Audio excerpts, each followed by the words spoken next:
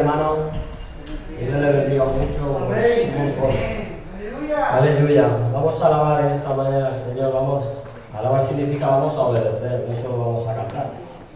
Vamos a leer el Salmo 15, versículo 1. Y voy a leerlo en la traducción viviente. Para si alguno coge la otra traducción va a decir. Dice así. Espera un segundico. Para que la palabra pueda hablar a nuestra vida, a nuestro corazón, y entender lo que Dios quiere, no entender lo que uno quiere, porque el ser humano por regla general siempre vamos a lo fácil y a lo que a uno le interesa.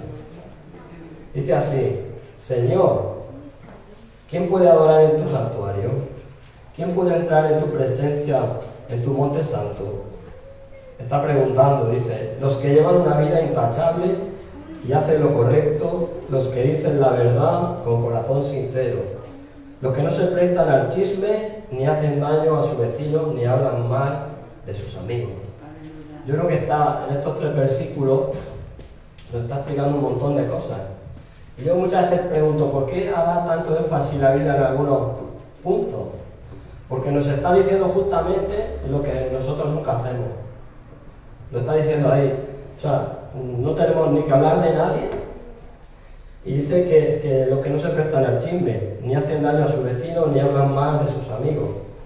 Y arriba dice, los que llevan una vida intachable y hacen lo correcto, los que dicen la verdad con corazón sincero. No voy a añadir lo que está diciendo porque se entiende perfectamente lo que nos quiere comunicar estos 3 versículos. O sea que dice arriba, ¿quién puede adorar en tu santuario? ¿Quién puede entrar a tu presencia en tu monte santo? Estaba preguntando, ¿cómo puedo yo llegar a estar en tu casa? Porque para estar en la casa de Dios, o para llamarse cristiano, tenemos que cumplir unos requisitos. ¿Amén? No he visto a una cebra que le llamen camello, por hablar de animales. Sabemos cómo es la cebra lleva las líneas así, y la jirafa o el camello lleva de otra forma. El camello normalmente no suele llevar rayas, pero que cada uno en su género es así. ¿Amén? Lo que quiero decir esta mañana es que muchas veces no debemos de engañarnos nosotros mismos, porque el Señor, para que podamos morar en su casa, tenemos que hacer una serie de cosas.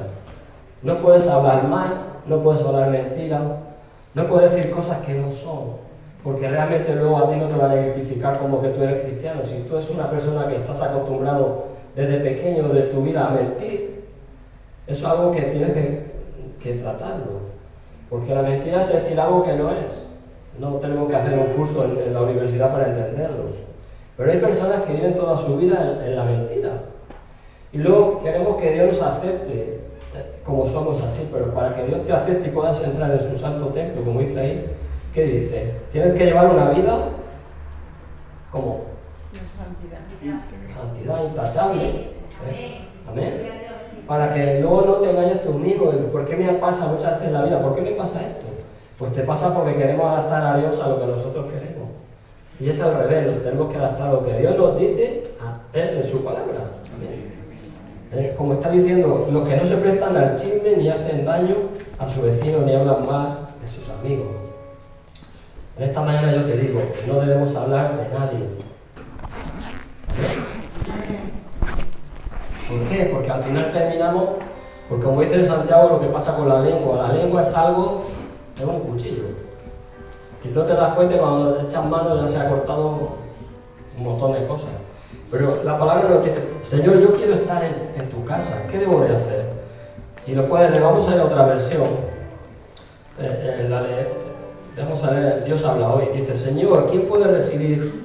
Residir significa estar ahí, viviendo en tu santuario. ¿Quién puede habitar en tu santo monte? Dice en el 2, solo el que viene sin tacha y practica la justicia, el que dice la verdad de todo corazón. O sea, no se está inventando una historia para adaptársela, sino que te está diciendo la realidad de lo que está pasando. Esa persona cuando te dice la verdad, tú te estás dando cuenta que es así. Porque hay veces que el espíritu, por el discernimiento, sabe si eso es verdad o es mentira. Dice, el que no habla mal de nadie, el que no hace daño a su amigo, ni ofende lo que ponía en el otro lado. ¿Por qué quiero decir esto? Para que la iglesia entendamos lo que Dios nos está pidiendo. Y si tú tienes que hacer, hay veces que decir, es mejor no hablar que hacer una cosa que no es. Si a ti te dicen, ¿tú has visto algo, por ejemplo, en un accidente? ¿No te ha pasado alguna vez que había un accidente y tú has sido testigo de ese accidente y tú tienes que ir a prestar declaración? No te tienes que influenciar por nada, tú tienes que decir lo que has visto. Porque luego vienen por detrás y te dicen, te voy a dar dinero para que digas otra cosa. Eso se llama mentira. ¿Entendemos lo que quiero decir? Para que si una cosa es blanca, como dice la Biblia, si es sí, es sí, y si es no, es no. ¿Amén? Eso es lo que tenía esta mañana para empezar. Vamos a orar, vamos a cerrar nuestros ojos y vamos a concentrarnos en la alabanza, que es cantar, pero al mismo tiempo le estamos dando la gloria a Él. Y te pido una cosa en esta mañana, olvídate si hay alguien a tu lado que puede decir, es que me da vergüenza, es que me da corte. No te tiene que dar vergüenza ni corte, porque tú estás alabando al Dios del universo. Amén. Es como cuando David danzaba, no le importaba nada. Le dijera, tú estás chalado de la cabeza. Le daba igual. Amén. Aleluya. Venga, Señor, te damos las gracias, Padre. En esta mañana ponemos, Señor, nuestro corazón ante ti, Padre. Y que tú seas, Dios mío, mirando lo que hay dentro y que podamos entender lo que tú quieres, Señor. Si hay cosas que hay que corregir, Señor, de cada uno, Señor, yo primero ponemos delante de ti, de tu presencia, Señor, para que todo lo que hagamos sea hecho en el nombre de Jesús y para darte a ti la gloria, Señor. En tu nombre, Señor, amén. Amén.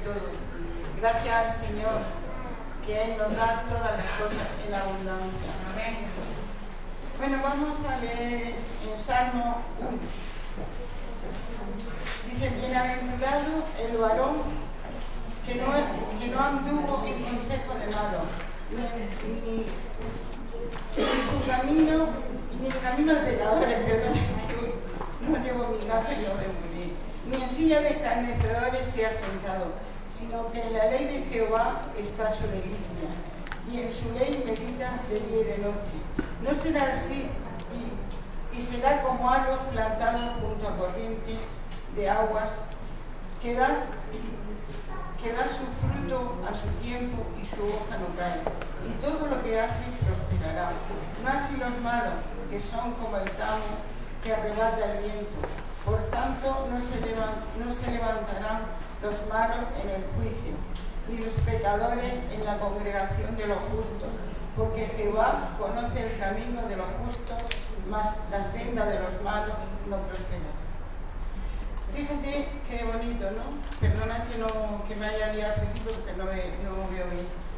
Dice, bienaventurado el varón que no anduvo en consejo de malos, ni estuvo en camino de pecadores, ni en silla de escarnecedores se ha sentado, sino que en la ley de Jehová está su delicia, y en la ley medita de día y de noche. Es como, dice, será como árbol plantado junto a corrientes de agua, que da su fruto a su tiempo y su hoja no cae, y todo lo que hace prosperará. Qué bonito, ¿no? Qué promesa del Señor más hermosa y más grande tenemos ahí. Pero tenemos que ser buenos, no andar en silla de escarnecedores, o sea, criticando a nadie, y vivir en santidad como Dios quiere que vivamos, ¿vale? Bueno, pues vamos a empezar. Señor, te damos gracias por la ofrenda, Padre, que tú la bendigas, Señor, que tú bendigas al dador alegre, Señor, y que tú prosperes a tus hijos y a tu pueblo y a tu iglesia, en el nombre de Cristo Jesús. Amén.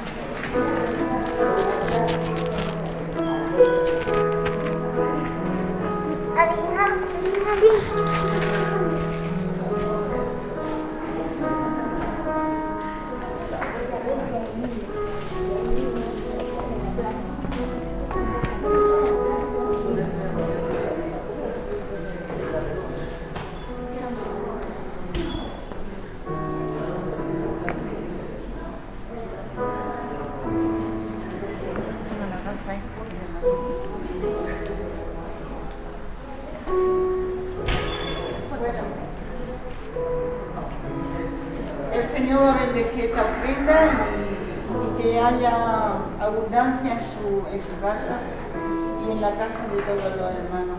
Que Él nos bendice, ¿vale? Venga, bendiciones, que Dios bendiga mucho.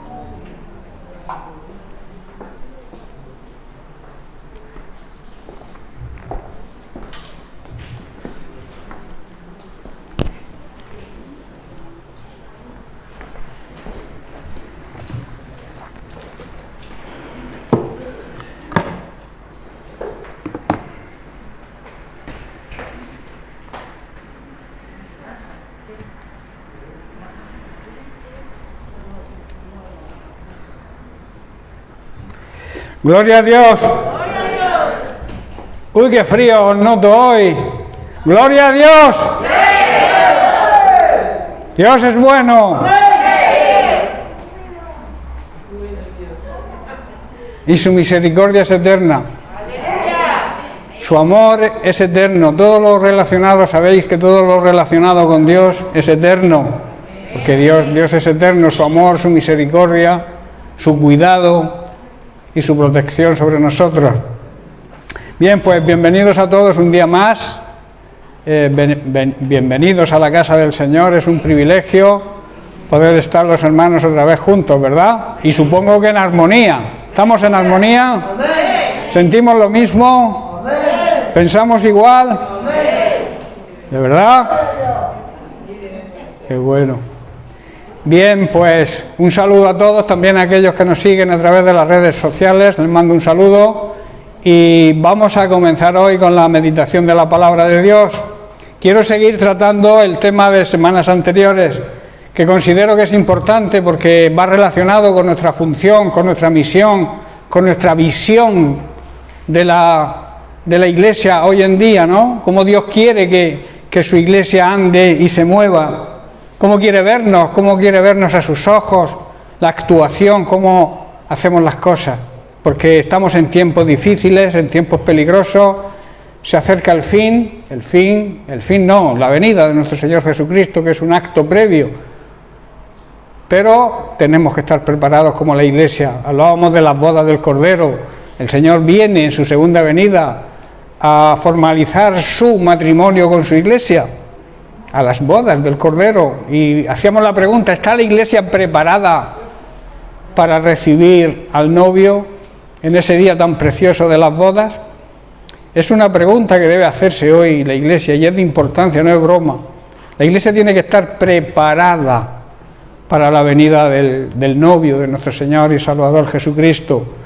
Y en Apocalipsis basábamos toda esta predicación y todos estos temas en el capítulo 19 de Apocalipsis, en el versículo 8, donde dice que se le ha concedido a la Iglesia un gran privilegio, y ese privilegio es ser la novia del Cordero, precisamente, y se le exige que se prepare de lino fino. Hablábamos del lino como algo, una tela muy preciosa y de gran precio, blanca y resplandeciente tiene que estar la Iglesia como el lino. Y habla, Apocalipsis también dice, compara el lino, esa blancura, esa esplendidez, habla de las buenas obras. Las buenas obras son como el lino fino, que tienen que ser buenas, claro, porque si las obras son malas, nos ensucia. Lo que ensucia nuestra vida, nuestra vestimenta, nuestra forma de vivir, es el pecado, ¿verdad? Y entonces Dios no se va a casar con una iglesia que viva o ande en pecado, es imposible.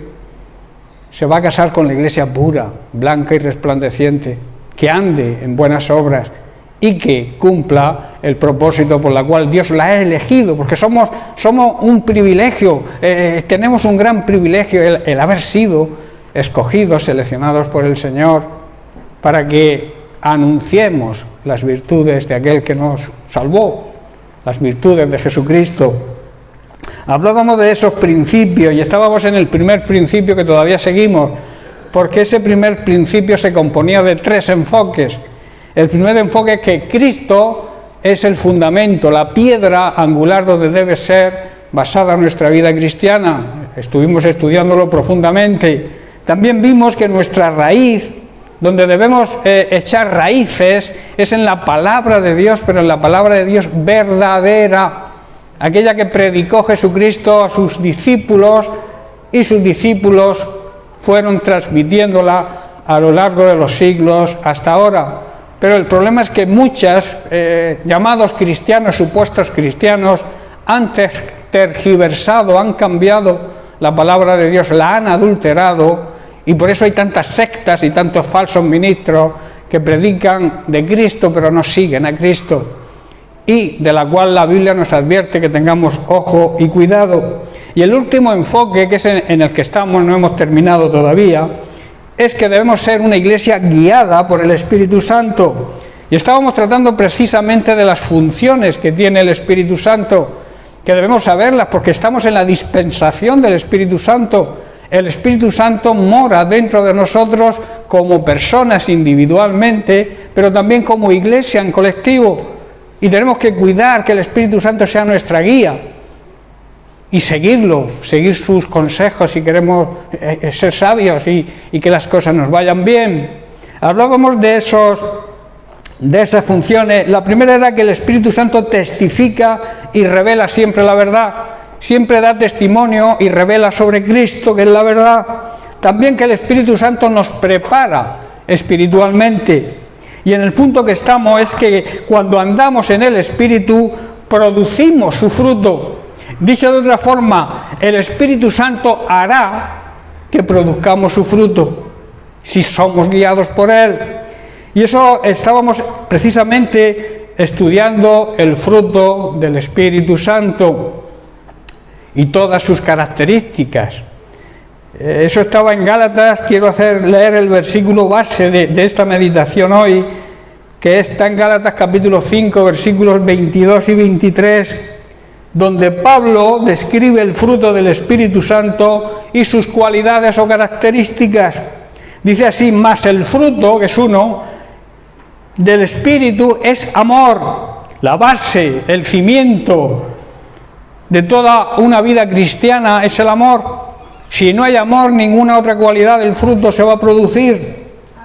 Luego está el gozo, que es la alegría en el alma, la paz, la verdadera paz, la paz interior. Luego iremos analizando uno por uno. La paciencia, la tolerancia, la benignidad, un carácter suave, templado, amables.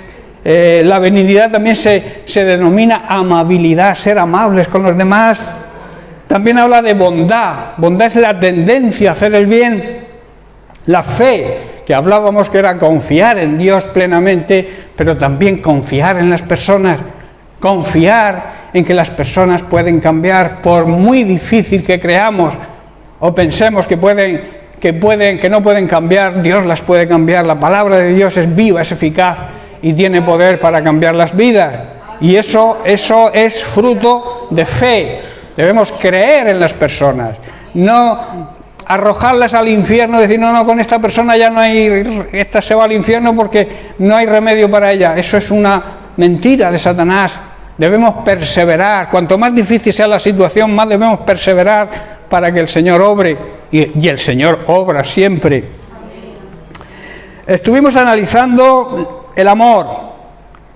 Estuvimos tratándolo profundamente como la base y el pilar del fruto. Y también estuvimos hablando del gozo, que es esa alegría en el alma que he dicho, y que no depende de las circunstancias, no depende de los problemas que estemos atravesando, no depende de si estamos viviendo una época de bonanza o una época de tristeza. Depende de nuestra relación con Dios, de nuestra relación de intimidad con el Señor. Cuando tú tienes una buena intimidad con el Señor, aún en medio de la prueba y de los problemas, tienes el gozo del Señor, porque tenemos el Espíritu Santo dentro de nosotros, y esa es una de las cualidades del fruto del Espíritu, el gozo. Decíamos también que todas las cualidades del fruto cooperan entre ellas, o sea, todas son necesarias, no puede faltar ninguna. Porque entonces se quedaría, cojo el fruto, no sería el fruto completo y apetecible para que los demás sean atraídos a ese fruto. Todas cooperan y trabajan juntas. Vamos a estudiar la siguiente cualidad del fruto, la paz, que es importante, ¿verdad? Qué importante es la paz hoy en día, en los tiempos tan difíciles que estamos atravesando. Parece ser que nadie tiene paz. Todo el mundo va, a 200 por hora en esta vida. Y no me refiero en un coche, me refiero en la forma de vivir. Que el estrés nos consume, las prisas, no hay tiempo, no tenemos tiempo para nada, y menos para el Señor. El trabajo nos agobia, no hay paz.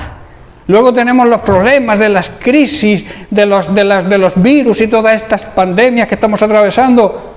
Esto nos hace que el mundo viva sin la paz, pero tú y yo tenemos el fruto del Espíritu Santo y tenemos que tener la paz.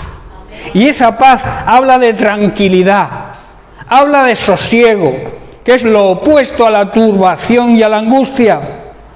La falta de paz, ¿sabéis de dónde viene la esencia de la falta de paz en el ser humano? ¿De dónde viene? De la desobediencia a Dios. Cuando las personas viven en desobediencia a Dios no pueden tener paz. Es imposible. Quizá que tengas paz con tu vecino, esa paz, como veremos ahora, esa paz que nos ofrece este mundo, que no tiene nada que ver con la paz que viene de Dios. Esa paz que nos hace estar bien con Él. Esa paz que nos hace que podamos tener comunión e intimidad con Él.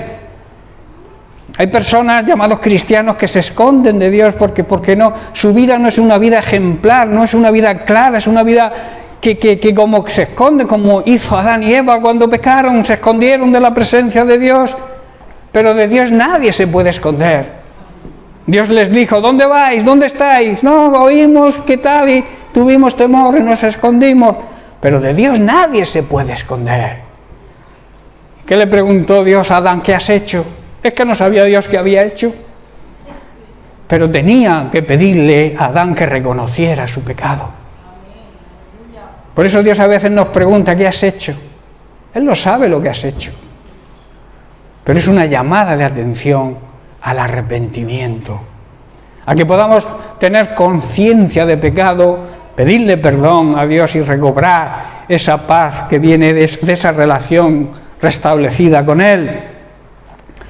Por eso digo que la desobediencia es la causa más importante de la falta de paz. Se vive hoy en día, la humanidad vive de espaldas a Dios, cada vez quieren negar más a Dios, cada vez quieren alejarnos más de ellos, no nos aceptan, reniegan, rechazan a Dios, y por eso el mundo vive en desasosiego y en angustia, no hay paz en este mundo. El hombre, el ser humano, no puede estar en conflicto con Dios y en paz con su prójimo, es imposible. Si tú no tienes paz con Dios, tú andarás en guerra siempre. Cualquier cosa que haga cualquier ser humano, estoy hablando en general, no como iglesia, sino en el mundo. Cualquier persona que te haga cualquier cosa, si te adelanta por la izquierda, si no te pone el intermitente, nos desfaratamos y no sé lo que decimos, ¿verdad? Eso es falta de paz. La paz se transmite, el hombre se ha equivocado, pues otra vez me equivocaré yo y me tendrán que perdonar. Eso es lo importante en la vida cristiana, tener esa paz y saber afrontar los conflictos en paz. La Biblia dice, bienaventurados, ¿quién? Los pacificadores. Las personas que practican la paz y que buscan la paz con todos y entre ellos, y ven a dos personas que andan disgustadas, que no están bien, y procuran que hagan las paces. A eso la Biblia lo llama pacificador. Y es a lo que hemos sido llamados, a ser pacificadores. El hombre, por tanto, no puede vivir de espaldas a Dios, vivir sin paz con Dios y tener paz con la gente, es imposible. Y a la inversa tampoco, no puedes tener una buena relación con tu prójimo si no tienes una buena relación antes con Dios. La verdadera paz es paz interior. Paz en nuestra alma, paz en nuestro espíritu, esa es la verdadera paz. En Juan capítulo 14, verso 27, vemos que la paz es un regalo de Dios. El propio Jesús lo declara en este versículo, dice, paz os dejo, mi paz os doy. Dice, yo os la doy, no como el mundo la da. No se turbe, no andéis agobiados. No andéis estresados, no andéis faltos de paz, porque yo os doy, os regalo mi paz. Qué tremenda promesa, ¿verdad? Si la supiéramos aprovechar y aplicar a nuestra vida. Dice, no se turbe vuestro corazón, ni se acobarde. Dicho de otra manera, en otra versión más actualizada, dice, les dejo el regalo de mi paz. Y para que tengáis paz en la mente, en vuestra forma de pensar, penséis de una manera con paz, y también en el corazón. Y la paz que yo doy es un regalo que el mundo no te puede dar. Así que no se angustien ni tengan miedo. Y en Juan capítulo 16, un poco más adelante, versículo 33, vemos que las palabras de Jesús, la palabra de Dios, si estamos llenos del Espíritu Santo, nos va a producir paz. cuando tú investigas, cuando tú escudriñas, cuando tú estudias la palabra de Dios, vas a ir recibiendo paz. Porque la palabra de Dios, que es Cristo, es el Verbo hecho carne, Jesucristo, nos transmite paz. Su palabra siempre nos transmite paz. Porque dice así: estas cosas os he hablado, o sea, su palabra, para que en mí tengáis paz. En el mundo, o sea, siguiendo lo que este mundo incrédulo nos ofrece y el pecado en que vive, en ese mundo vayas a tener aflicción, pero confiad, tener confianza en mí, porque yo he vencido todo eso. Él ha vencido todo lo que este mundo le ofrecía. Recordemos en la tentación todo lo que le ofreció Satanás. ¿Y cómo contestó Jesús? Escrito está. La palabra de Dios tiene que estar de continuo en nuestra boca para rechazar cualquier tentación que nos venga. Cuando el diablo ponga un pensamiento o una tentación, poder rechazarla como hizo Jesús a través de la palabra de Dios, la palabra escrita. En Filipenses capítulo 4, versículo 7, dice que vivir en paz hace que nuestro corazón y nuestro pensamiento solamente se centren en Cristo. Dice así: y la paz de Dios, que sobrepasa, que está por encima de todo pensamiento humano, de todo entendimiento, guardará, que significa cuidará, vuestros corazones y vuestros pensamientos en Cristo Jesús. Y Pablo en Romanos 12, versículos 17 y 18, Pablo, hablando de los deberes cristianos, de cómo debe vivir un cristiano, dice: no paguéis a nadie mal por mal, procurad lo bueno delante de todos los hombres, si es posible, en cuanto dependa de vosotros. ¿Qué quiere decir? Que si tú buscas la paz con los demás y los demás no la quieren, pasa a ser problema de él, pero tu conciencia queda limpia. Si es posible, en cuanto dependa de vosotros, estad en paz con todos los seres humanos. Y eso va a depender de nosotros si estamos o andamos en el Espíritu y si estamos llenos, plenos del Espíritu Santo. Y en Hebreos capítulo 12, verso 14 nos dice: seguid, perseguid la paz con todos y la santidad. Dos cosas que necesitamos como iglesia, hermano: vivir en paz y vivir en santidad, porque sin las cuales nadie verá al Señor. ¿Qué quiere decir? Nadie va a poder ver al Señor actuando en su vida si no andamos en paz y en santidad. Quizá lo vean otros, vean milagros en sus vidas, vean cambios en su familia, vean cambios en sus hijos, en su esposo, en su esposa, lo vean a Dios obrando ahí. Quiere decir, pero los que no vivan en esa paz y en esa santidad no lo van a poder ver, porque Dios actúa cuando hay santidad en su iglesia. Dios actúa cuando vivimos en paz con Él, la paz interior. Y luego tampoco, esta es la segunda enfoque de este versículo, tampoco podrán ver, podrán reconocer cuando venga Jesús en su segunda venida. Van a estar en sus conflictos, en sus luchas y en sus peleas. Vendrá el Señor, no lo verán. El Señor arrebatará a su novia, a su esposa, a su iglesia, pura, blanca y resplandeciente, y se irán con Él. Y los demás dirán: ¿qué ha pasado con fulanico, con menganico, que no lo veo hace tiempo? No lo podrán ver, porque para poder ver a Jesús también en su segunda venida, necesitamos vivir en paz y en santidad. No sé si entendéis la profundidad de este versículo. Es muy corto, pero tiene una profundidad enorme. Tú quieres ver a Dios obrando en tu vida, vive en paz con todos. Y sobre todo en paz con Dios, alejada del pecado o alejado del pecado. Viviendo en la santidad que Dios le exige. No es una opción. Vivir en santidad no es una opción, es un mandamiento.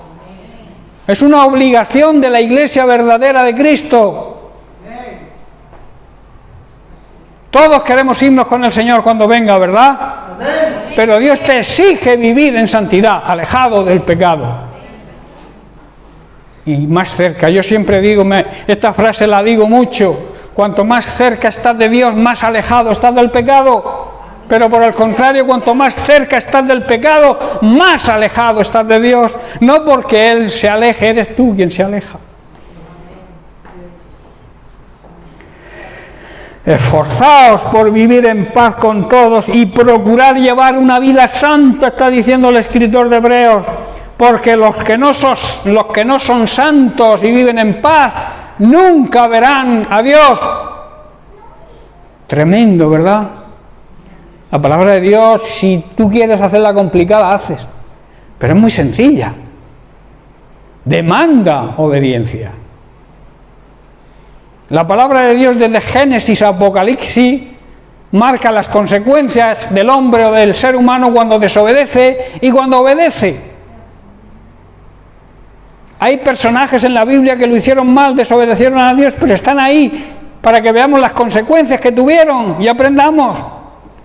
Y también están aquellos que lo hicieron bien para que les sigamos y les imitemos. La Biblia no es difícil de comprender. Hay quien dice, y tú interpretas, y tú puedes interpretar lo que quieras. La palabra de Dios dice lo que dice. No lo que yo quiera que diga. Y si este versículo no me gusta, me lo salto. A veces tenemos carrera de obstáculos y lo vamos saltando, lo que no nos gusta. Lo vamos quitando y nos quedamos con lo que nos agrada. Hay predicadores a los cuales las congregaciones los aman mucho, que no hablan del pecado. Y entonces las congregaciones están contentas. Pero cuando hay un pastor que habla la verdad, que habla del pecado, que es una realidad en la iglesia de hoy en día, entonces no me gusta tanto.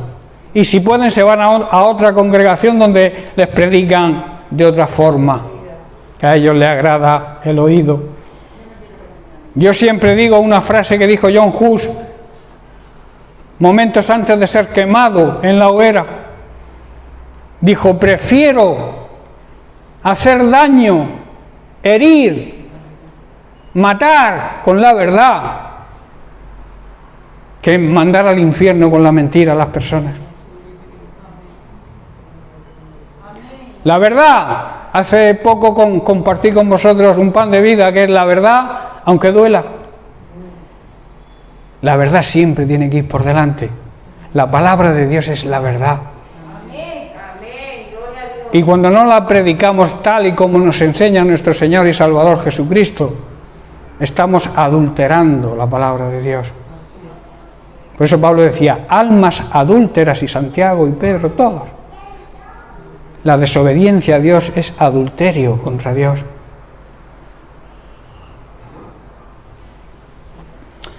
Por eso no verán al Señor actuando en su vida, ni tampoco podrán verlo todos aquellos que vivan en conflictos con los demás, en conflictos con Dios, y que vivan en pecado. Nunca podrán ver al Señor de ninguna de las dos maneras, en su vida, hoy en día actuando, y luego cuando regrese a por su iglesia.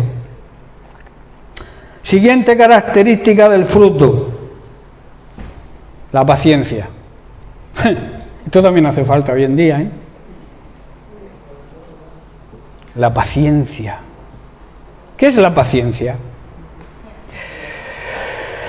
La capacidad de soportar el sufrimiento y el mal. Hoy vamos a hablar del caso de Job. Y también saber esperar cuando algo se desea mucho. La paciencia es uno de los atributos de Dios. ¿Cuánta paciencia tiene Dios con nosotros? ¿Verdad? ¿Cuánta paciencia tiene el Señor con nosotros, con su iglesia? Que sigue dándonos oportunidades y oportunidades y oportunidades. Pero hay personas necias que no aprovechan ninguna oportunidad. Se aferran a sus ideas, se aferran a su conducta, se aferran a lo que ven hacer en los demás. Y no imitan lo bueno, que es servir y seguir al Señor. Eso es lo más importante en un creyente, en un cristiano.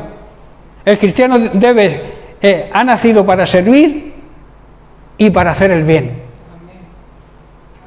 Estos son los sacrificios que le agradan a Dios.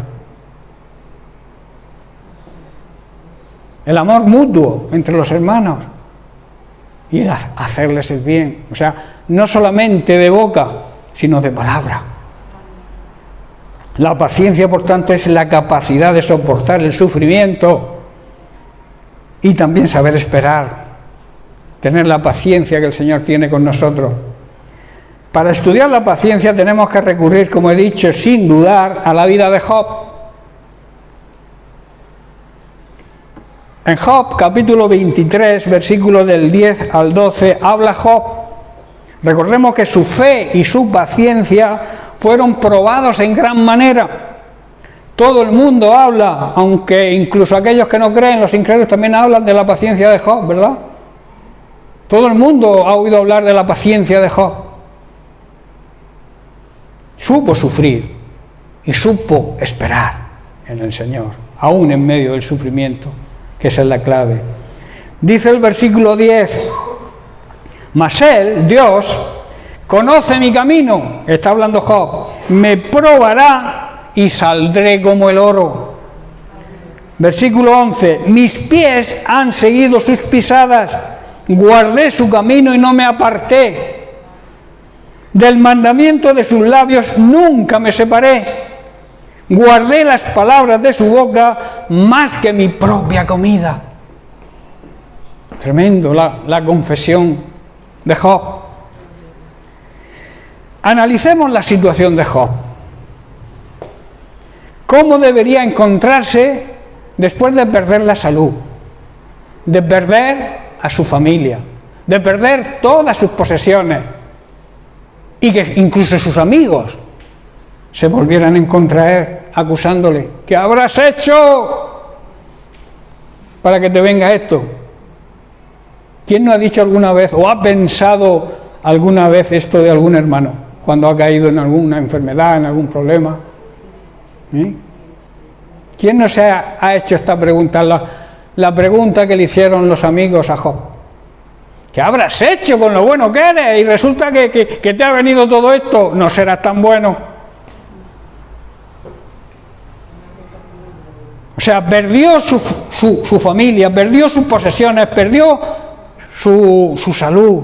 Cayó enfermo. Pero enfermo, bien enfermo. Tenía que quitarse la pus de las llagas con una teja,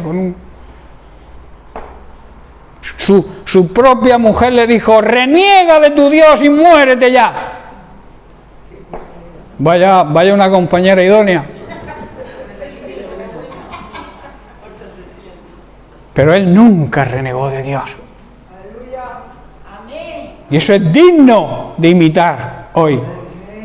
Hoy, ante cualquier prueba, algunos llamados creyentes reniegan de Dios. Me duele una uña. Como Dios permite que me duela una uña.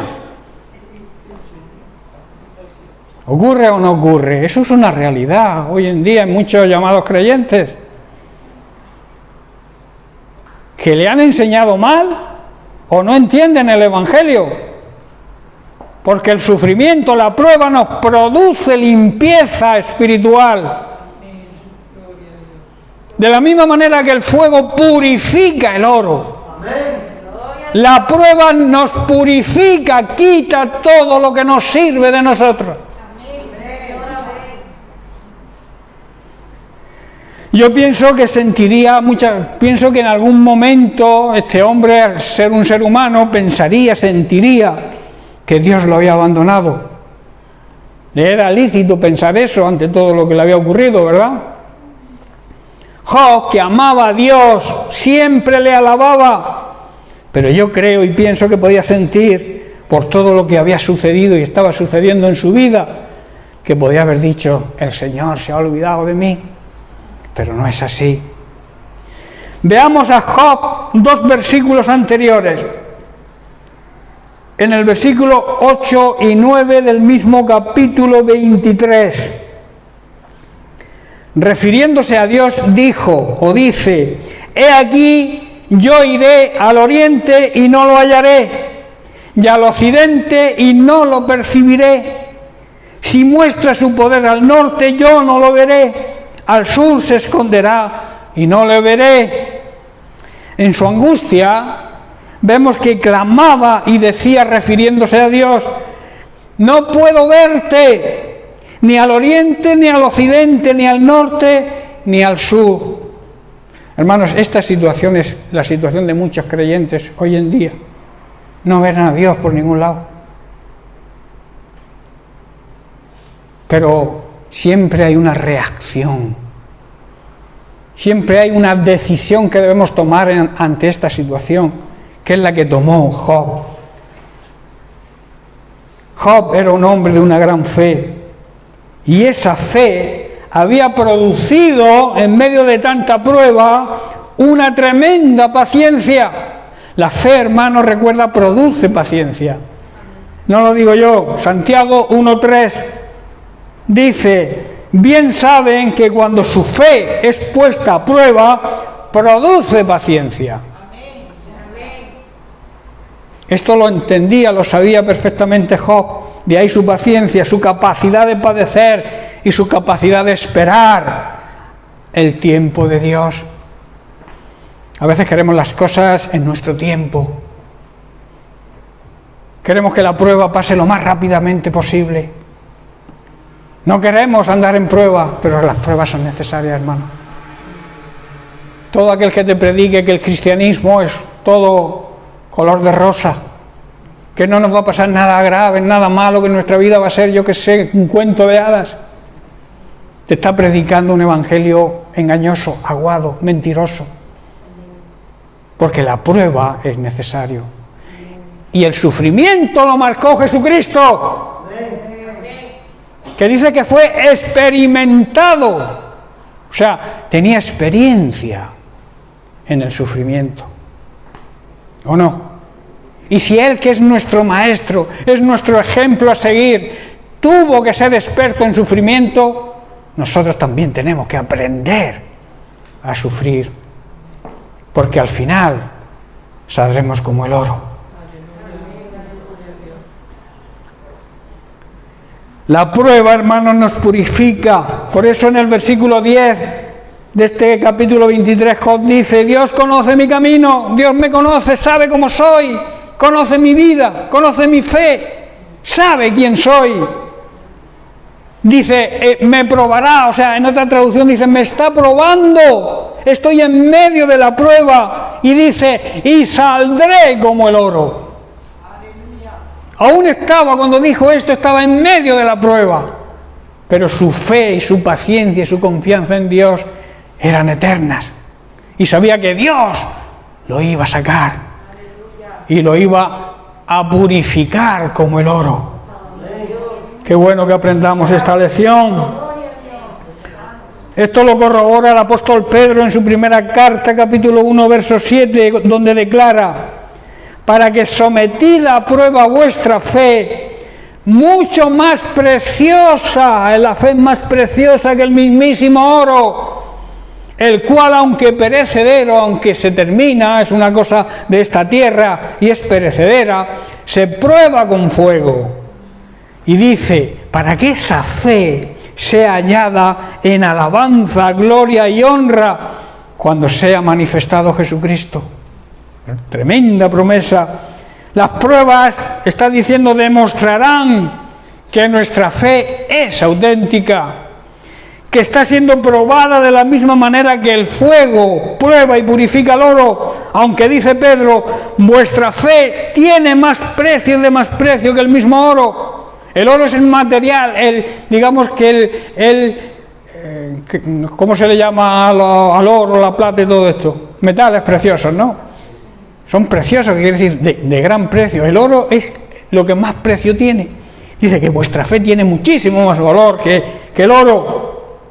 Dice entonces el apóstol Pedro, entonces su fe, al permanecer firme en las pruebas, les traerá mucha alabanza, gloria y honra de parte de Dios. Seremos glorificados, honrados y alabados por el mismo Dios. Eso a mí me conmueve, me emociona. Que el mismo Dios me honre a mí. Y recuerdo su promesa. Dios honra a aquellos que le honran a Él. Ser honrados por Dios es un privilegio enorme que tenemos tú y yo si vivimos en la santidad que Él nos exige. Y en 1 de Pedro 4:12 también Pedro nos advierte: no os sorprendáis del fuego de prueba que os ha sobrevenido. No tengáis como una sorpresa diciendo: Señor, ¿cómo es posible siendo cristiano? No, estamos advertidos que no debemos sorprendernos del fuego de la prueba, como si alguna cosa extraña os aconteciese. Las pruebas, hermanos, son necesarias. Y de la misma manera que el fuego purifica y limpia de toda impureza, el fuego de la prueba nos purifica a nosotros y nos limpia y nos prepara para las bodas del Cordero. Porque recuerda que en esa boda tienes que estar limpio, purificado y resplandeciente, porque ninguna novia se presenta a su boda despeinada, sucia, con el vestido roto y descalza. ¿Qué haría el novio cuando lo vea venir? El 18 tenemos boda. Supongo que la novia vendrá limpia, aseada, con un traje precioso. Supongo. Creo que sí, porque los conozco y sé que son buenos siervos del Señor y que llevan una vida como Dios manda, como se suele decir. Hermanos, Dios permite que los creyentes seamos probados para que desaparezca quizá tu orgullo espiritual muchas veces, que es el más peligroso, y por eso Dios permite que la prueba venga a tu vida. También de la autosuficiencia, de creerte mejor que nadie y que sabes más que nadie, de tu soberbia, también necesitas ser limpiado. Y que aparezca la humildad, porque la humildad, hermanos, es la cualidad esencial de la vida de un creyente, de un cristiano verdadero, reconociendo nuestros fallos, que nos cuesta muchas veces, reconociendo nuestras imperfecciones y reconociendo que dependemos de Dios. Y que sin Dios no somos nada. Por mucho que nos creamos y no tenemos a Dios, ni somos ni tenemos nada. Dios debe ser el todo en todos. Aunque creamos o pensamos que Dios está en silencio y que nos ignora en medio de la prueba y que no contesta nuestro clamor, esto no es así. Porque lo que está haciendo Dios es dándonos una oportunidad para que nuestra fe crezca y para que seamos limpiados de toda impureza. El sufrimiento, la prueba, los problemas producen que nuestro carácter se vaya formando a la imagen del carácter de Cristo, que, como he dicho, fue experto en sufrimiento y también experto en confianza plena al Padre. Él demostró siempre confianza plena al Padre. En Isaías capítulo 53, verso 3, vemos una profecía sobre Jesús escrita cerca de 800 años antes de su nacimiento. Dice: despreciado y desechado entre los seres humanos, varón de dolores, experimentado en quebranto, o sea, con experiencia, como he comentado antes, en el sufrimiento. Dice: y como que escondimos de él el rostro, fue menospreciado y no le estimamos. ¿Sabéis que los religiosos de la época creían que Jesús merecía el castigo que estaba o que sufrió? Ellos creían de verdad que Jesús merecía el castigo de la cruz. ¿Por qué? Porque una de las cosas de la ley que ellos practicaban al pie de la letra era que nadie podía llamarse hijo de Dios. Y Jesús, que era hijo de Dios, no podía negarlo, se llamaba hijo de Dios. Y por eso lo mataron. Por eso dice, fue menospreciado, o sea, no se valoró lo que era, y no lo estimamos, o sea, no creyeron, ellos creyeron que merecía ese castigo. Debemos pedirle a Dios que nos dé la fortaleza, hermanos, y que necesitamos para afrontar toda prueba, porque necesitamos fortaleza. Ninguna prueba se supera si no estamos fuertes. Por eso es la necesidad de alimentarnos cada día de la palabra de Dios, que va a hacer que estemos fuertes en espíritu y podamos afrontar esa fortaleza que necesitamos. Y también pedirle sabiduría para no precipitarnos y tomar decisiones equivocadas en medio de las pruebas, y poder decir en medio de esas pruebas lo que el propio Job dijo, depositando toda su confianza en Dios. Capítulo 42, versículo 5, dice Job: de oídas te había oído, mas ahora mis ojos te ven. Job estaba diciendo: antes había oído hablar de ti,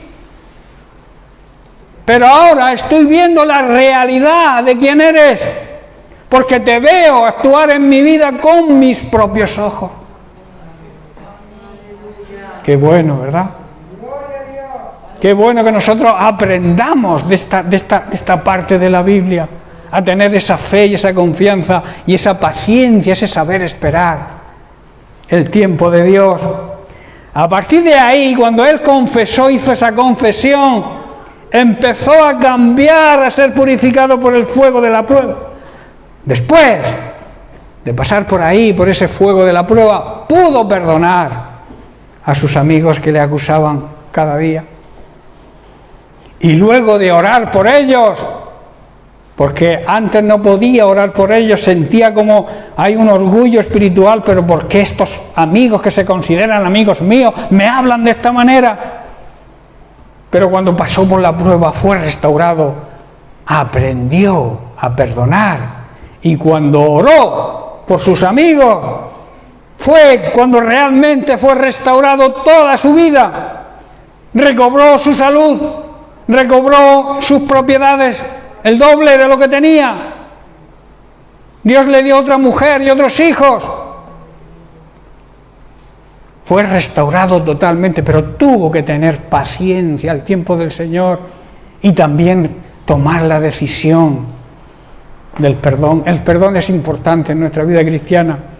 Sin el perdón no vamos a conseguir ni la paz, ni la bondad que necesitamos tener, esa benignidad que necesitamos tener. Hermanos, que podamos aprender de Job, de su fe y de su paciencia, esa perseverancia, ese ser constante, ese saber esperar, que le ayudó a superar la prueba. Y así podamos nosotros también ser purificados de todas nuestras impurezas. Hermanos, Dios es paciente, incluso para aquellos que merecen castigo. Dios tiene paciencia, amor y misericordia por aquellos que todavía no se han convertido, con los incrédulos, y cada vez les ofrece una oportunidad. Y ahí entra el papel de la Iglesia para ofrecerles esa oportunidad, no solamente con nuestra predicación, sino también con nuestro ejemplo, con nuestra vida de santidad, dando el fruto del Espíritu Santo, con esa paciencia que hay que tener con las personas que te rechazan, esas personas que tú intentas hablarles y no quieren saber, y a veces perdemos la paciencia, ¿verdad? No debemos perder nunca ni la fe ni la paciencia, porque a lo mejor a la siguiente frase o a la siguiente oración por ellos caen rendidos a los pies de Cristo.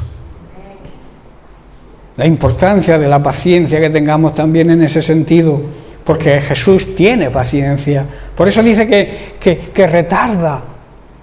No es que retarde porque Él quiera su venida, sino nos da tiempo, sigue dando oportunidades a la gente. Porque cuando Él venga y se lleve a su iglesia ya no habrá tiempo de reaccionar. Y por eso igual retarda su venida, para que todos procedan al arrepentimiento. Lucas capítulo 21, verso 19, Jesús dice: con vuestra paciencia vuestra constancia, vuestra perseverancia, vuestro mantenerse firmes ahí en vuestra fe, aún en medio de la prueba, ganaréis vuestra alma. Tremendo, ¿verdad? Mantenerse firme y así podremos alcanzar la vida eterna. Hay otra consideración aquí a tener en cuenta, que se encuentra en Romanos capítulo 5, verso 3.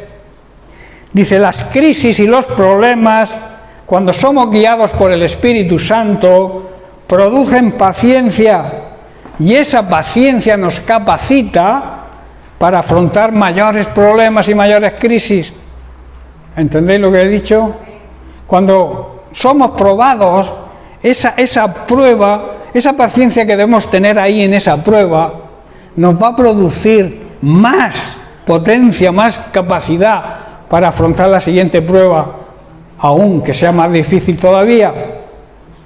Dice Romanos 5:3, y no solo eso, sino que también nos gloriamos en las tribulaciones, nos gloriamos, quiere decir, estamos contentos en medio de la tribulación, porque sabemos que por medio de la tribulación va a producir paciencia en nosotros.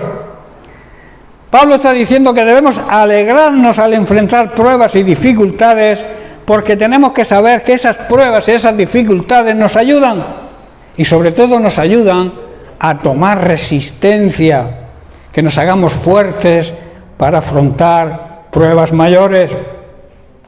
Y en Efesios capítulo 4, verso 2, el Espíritu Santo, a través de la humildad y la mansedumbre, que son otras cualidades que estudiaremos, del fruto que, como he dicho, se complementan todas, nos enseña a tener paciencia con los demás, porque dice, con toda humildad y con toda mansedumbre, soportándoos con paciencia.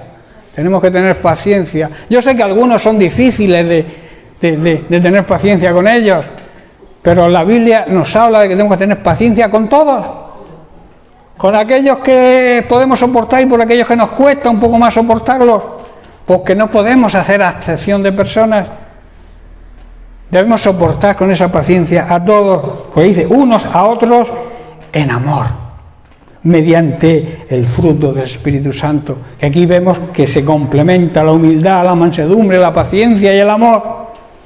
Y en Colosenses capítulo 2, estoy terminando, en Colosenses capítulo 3, versículo 12, dice, vestíos, que significa vivan, como escogidos de Dios, santos y amados, de entrañable misericordia, de benignidad, de humildad, de mansedumbre y de paciencia. La importancia de la paciencia, ¿eh? Esto significa que debemos vivir, porque también vemos aquí muchas de las cualidades del fruto cooperando para que nuestra vida sea una vida que le agrade a Dios, como escogidos por Él que somos. Eso significa que vivimos de acuerdo al fruto del Espíritu Santo.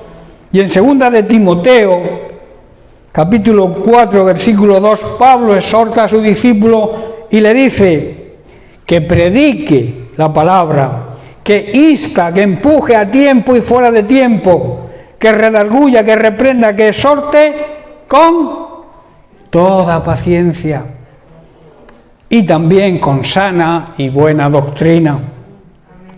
Y termino con Hebreos capítulo 10, verso 36, donde vemos que a través de la paciencia se consiguen las promesas de Dios.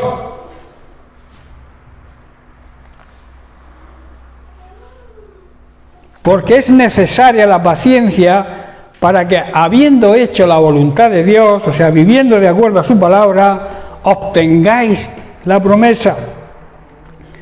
Vemos un ejemplo en Hebreos 6:15, donde dice, y habiendo esperado con paciencia, alcanzó la promesa. Estoy hablando de Abraham, que fue paciente, supo esperar el tiempo del Señor, aunque él era ya mayor, era ya un viejecito, y su esposa estéril, pero él esperó con paciencia la promesa que Dios le había hecho, esa promesa que le dijo que sería padre de multitudes, y para ser padre se necesita un hijo, Y él no tenía hijos y era ya muy viejo, como he dicho, y su esposa estéril. Pero él confió plenamente en Dios. Tuvo la paciencia también de esperar cuando Dios quiso darle el hijo de la promesa, Isaac. La importancia de la fe y la paciencia. Dios le había prometido que sería, como he dicho, padre de multitudes, y que esa bendición que él iba a recibir iba a ser transmitida a toda su generación. Y recordemos que en su generación estaba la promesa, nada más y nada menos que del Mesías prometido. Amén. Bien, pues lo dejamos aquí y seguiremos la semana que viene, porque no hemos terminado con el fruto.